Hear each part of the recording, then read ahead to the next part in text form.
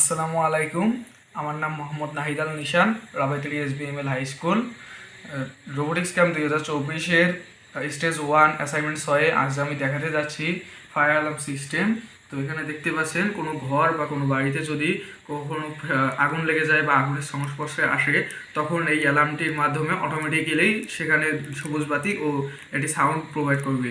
তো এই কাজটি করার জন্য আমি এখানে আমার এই ইজিআর প্রো বোর্ডটি রেখেছি এবং আমার ঘরের ভিতরে রয়েছে আমার লাইট এবং বাজারটি। তারপর আমার ফায়ার অ্যালার্মের সেন্সরটি রয়েছে, ফায়ার সেন্সর রয়েছে এখানে।